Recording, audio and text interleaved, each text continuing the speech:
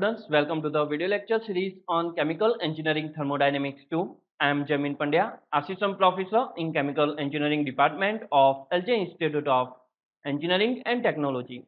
So let's continue with the chapter number 2, which is a solution thermodynamics.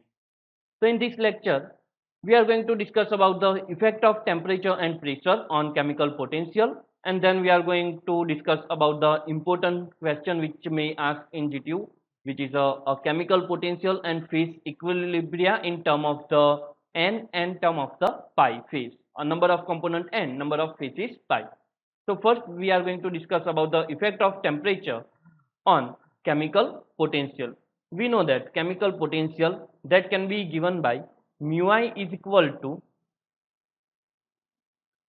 mu I, which also chemical potential, which also known as a partial molar Gibbs free energy. So that can also denote by G bar, partial molar Gibbs free energy, or can say that partial molar property, which denote by the bar for particular property. So mu I is equal to G bar is equal to del GT, which is a total Gibbs free energy, upon del Ni, which is a number of moles per particular component I at constant temperature, pressure, and Ni is not equal to J. So other component than I in mixture will be a constant. So this is how we can get the definition of chemical potential. Okay. So chemical potential is also used as a same manner index of chemical equilibrium, such as when temperature used for the thermal equilibrium and pressure used for the mechanical equilibrium. So if we are going to write the equation of Gibbs free energy, that can be given by, or can say that fundamental equation of Gibbs free energy, which is a GT is equal to VT dP minus ST dt, which is a can say that fundamental Gibbs free energy equation. Now if we are going to find the effect of temperature, then we have to differentiate this GT with the temperature, so that at constant pressure, so we will get del GT. So if we are going to take a differentiation with temperature and going to constant dP, we have to take partial derivation of GT, so it becomes del GT upon this dt. So we are taking this dt to this del T, okay, at constant pressure and composition. Now this is a constant, so it becomes 0. So we will get minus ST. Okay, so this is how we can get the effect of temperature on Gibbs free energy or total Gibbs free energy. Using this equation, we can find out the how we can use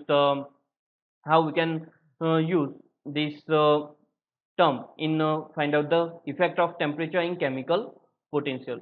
So to find out the effect of temperature on chemical potential, let's consider this is our equation number 1. Now we have to differentiate this chemical potential with respect to temperature at constant pressure and composition. So let's write here, differentiate equation number 1 at constant pressure and composition, or can say that total composition n. So if we are going to differentiate this equation number 1, we will get del Ni, or can say that del mu I upon del T at constant pressure and composition, which is n, is equal to del square GT upon del T into del Ni. Okay, so let's get this previous equation. So in this equation we are going to differentiate this mu I, so we will get del mu I upon del T. Differentiate this equation with respect to temperature at constant pressure and composition, so we will get del mu I upon del T at constant pressure and composition. So this step occurs like this, and we will get del square GT. Second, we have to differentiate this term second time, so we will get del square GT upon del Ni already there, so del Ni as it is, multiply with del T. So this becomes our equation number 2. Now we know that from this previous equation, del gt upon del t is equal to minus s. Okay, so using this equation we can say that del gt upon del t is equal to minus s. Now differentiate this equation, or can say that let's take this equation number 3. So taking this equation number 3 and differentiate this equation with ni, so we will get del gt square, or can say that del square gt upon del ni into del t is equal to minus del st upon del ni at constant pressure, temperature and Nj. So this becomes our equation number 4. Okay, so here what we have to do, we are going to differentiate this term with del ni. Why we are going to differentiate this term with del ni? Because here we get the equation in this equation number 2, del square gt upon del t into del ni. So to make this equation, and we want to compare this equation with minus s, so we are going to differentiate this equation with del ni, so we will get same term as before. So here we get the same term del square gt upon del t del ni and del square gt upon del n del t. So we can compare this equation number 2 and equation number 6. So if we are going to compare these both equations, we will get del ni upon del t at constant pressure and composition is equal to minus del st upon del ni is equal to minus s bar. Okay, why I am taking minus? Because del ni upon del t is a positive, so we have to make this term negative. And del st upon del ni, what is meaning of del st upon del ni? Partial molar entropy. We studied in previous some lecture partial molar property that can be given by del mt upon del ni at constant temperature, pressure and composition. This become m bar. Okay, so this m can replace by various properties such as the volume or enthalpy or entropy. So here we are getting entropy. So we can say that del st upon del ni, that can be given by uh, partial molar entropy. So that's why it becomes minus s bar. So we are taking both side minus, so it will be look like this. Here there is a minus. Okay, that's why we are taking minus in this step. So it's become minus s bar. Now where si bar is a partial molar entropy of particular component I in solution, we know that fundamental property relation for gift free energy that can be given by G is equal to H minus Ts. Now if I want to write this equation in term of partial molar property, then what I have to do? G bar is equal to H bar minus T into S bar. Now what is meaning of G bar? G bar, which is a chemical potential, so we can replace this G bar with mu I for particular component I, Hi bar for particular component I, or can say that particular enthalpy of particular component, then minus, this is a minus T into Si bar. Now if we are going to make subject of Si bar, then this above equation which look like minus Si bar is equal to mu I minus Hi bar upon T. Okay, so using this equation, if we are going to rearrange this equation, we will get this type of equation which becomes our equation number 7. So let's consider this is our equation number 5 and this is our equation number 6. Okay, so now just putting the value in this equation, we will get the effect of temperature. But before going to find it, just differentiate term which known as a mu I upon T to know about the effect of temperature. So let's consider or differentiate mu I upon T. If we are going to differentiate this term with respect to temperature, we can get the value of effect of temperature on chemical potential.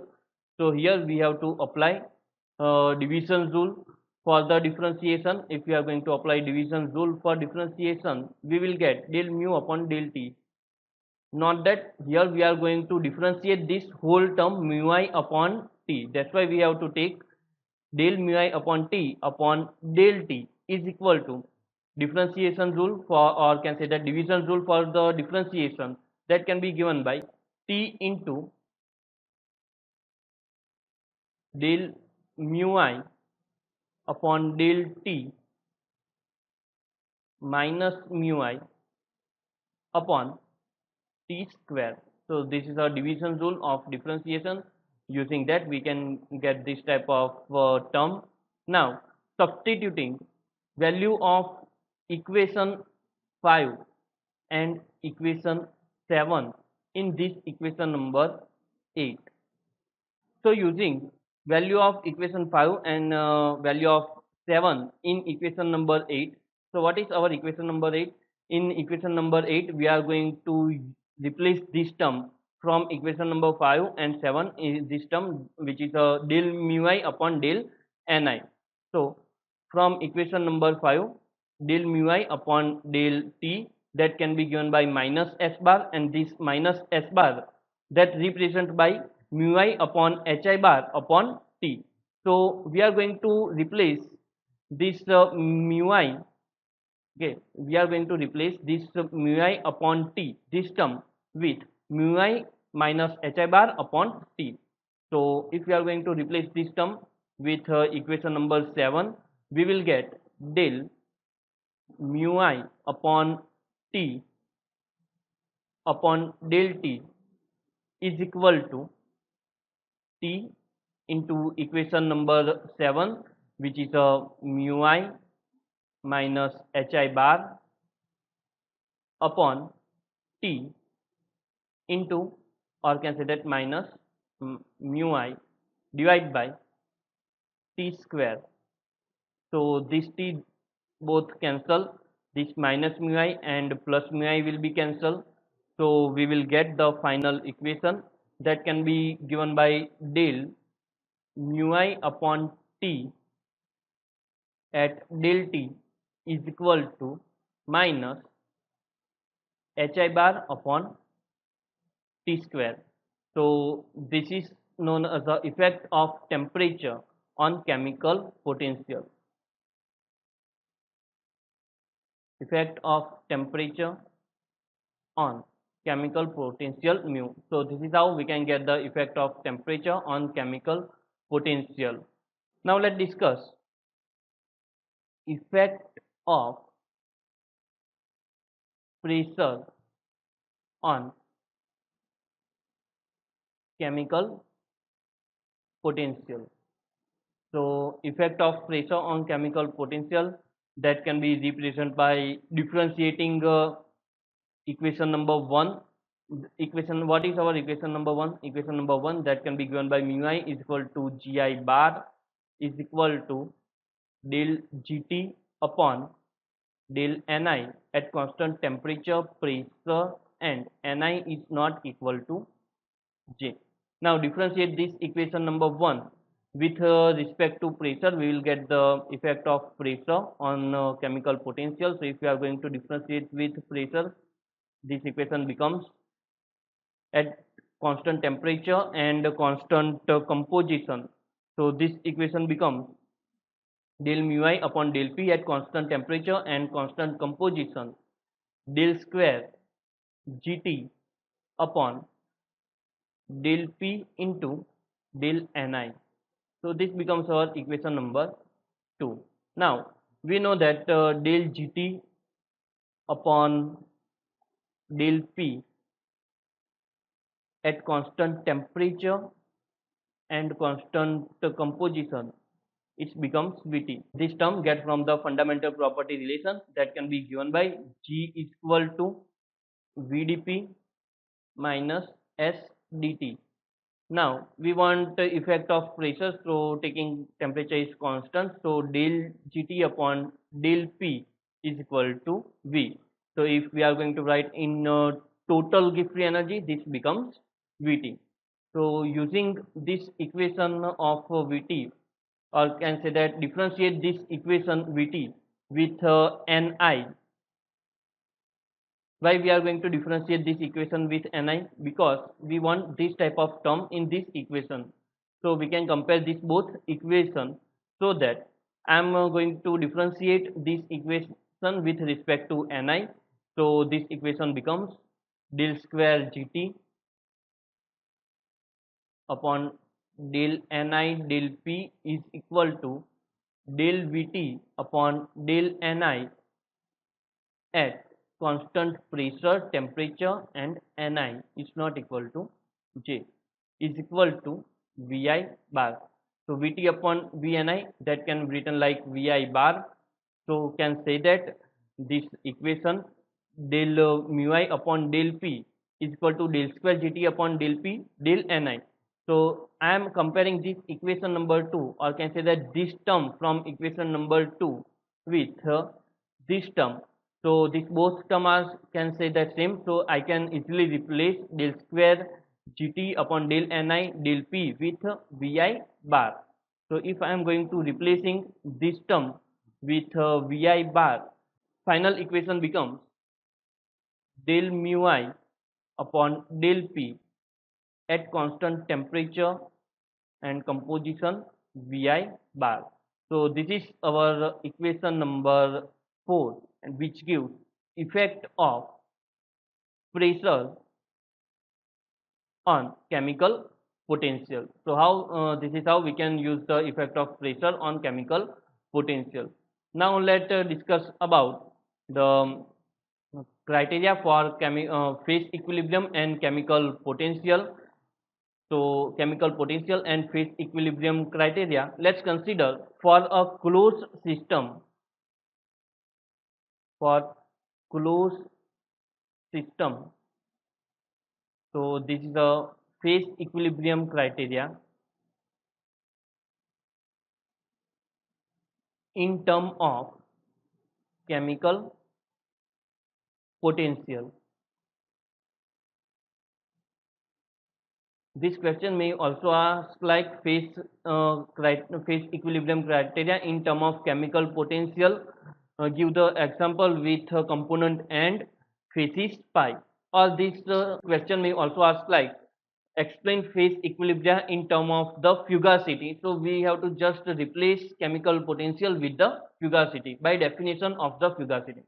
So let's suppose for closed system of two phase in equilibrium with each other, then individual phase is open to another and mass transfer between phase may be occurs. Suppose the one phase which is a alpha and second phase which is a beta. So Gibbs energy equation becomes, what is the Gibbs energy equation? That can be given by D of NGT in term of the chemical potential, fundamental equation for a particular component, that can be given by del G is equal to, this is equation for the alpha phase, del Ng alpha is equal to N into V whole raised to alpha into dP minus N into S whole raised into dt raised to beta, sorry, alpha, plus summation of mu I dni whole raised to alpha. So this is equation for the alpha phase. Similarly, we can write equation for the beta phase, that can be given by del G upon beta, then N into V whole raised to beta dP minus N S whole raised to beta into dt plus summation of mu I dni power of beta. So let's consider this is our equation number 1 and this is our equation number 2. So for total system or property, we have to sum of this equation, because we know that total property that can be given by sum of each phase. So if we are going to sum of this phase, we will get d of n whole raised to alpha plus d of n g whole raised to beta is equal to 0. So there is no change in property at equilibrium, that's why here write 0. Now at constant temperature and pressure, here the system in equilibrium, so can say that temperature and pressure is in equilibrium. During the equilibrium of phase alpha and phase beta, some mass transfer occurs, so can say that we are not going to cancel Ni from this both equations. Some mass transfer will be happen at equilibrium, but temperature and pressure is a constant, so we can remove this term, and summation of this both term we will get the summation of mu I dni. So we will get summation of mu I whole raised to alpha into dni plus summation of mu I beta into dni is equal to 0. Now some mass transfer will be happen, therefore can say that mass conversion dni alpha is equal to minus dni beta, because dni alpha plus dni beta is equal to 0. So we can say that dni alpha is equal to minus dni beta. Using equation this, let's suppose this is our equation number 5 and this is our equation number 4. So if we are going to use this value of equation number 5 in this equation 4, so we will get in this equation number 4, this is a dni alpha and this is a dni beta.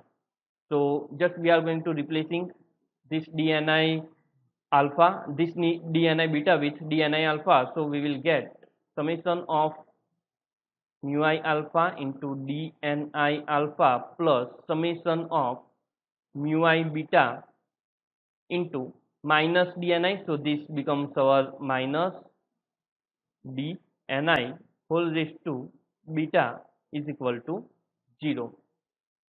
So we can common this dni alpha, here this is a dni alpha, which this dni alpha is replaced by dni, this dni beta is replaced by this dni alpha.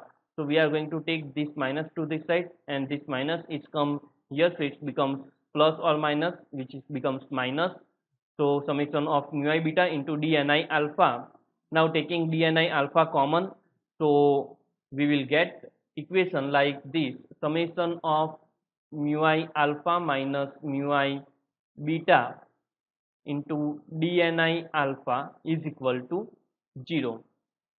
Now taking this ni to this side, so we will get mu I alpha minus mu I beta is equal to 0.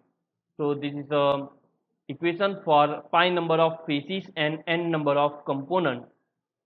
If we are going to find write this equation in term of n number of components and pi number of phases, then this equation becomes like, suppose this is a binary mixture, so can write mu I alpha is equal to mu I beta if we are taking this beta to this side. Now if we are going to write this equation in term of n component and pi phases, then can say that mu I alpha is equal to mu I beta is equal to mu I gamma, so on mu I pi phases, number of phases where value of I is equal to 1, 2, 3 and 4, so on. Okay, so can say that multiple phase at same temperature and pressure are in equilibrium when chemical potential of each species is the same in all phase. So using this equation can say that there is a same chemical potential for the particular component. That's why we can say that if chemical potential is the same in each phase, then this particular solution is in chemical equilibrium. us, we are going to use thermal equilibrium for the temperature and mechanical equilibrium for the pressure. So this is how we can find the effect of temperature and pressure and phase equilibria criteria of chemical potential. So this is all about today's lecture. I am completing my lecture here. Thank you.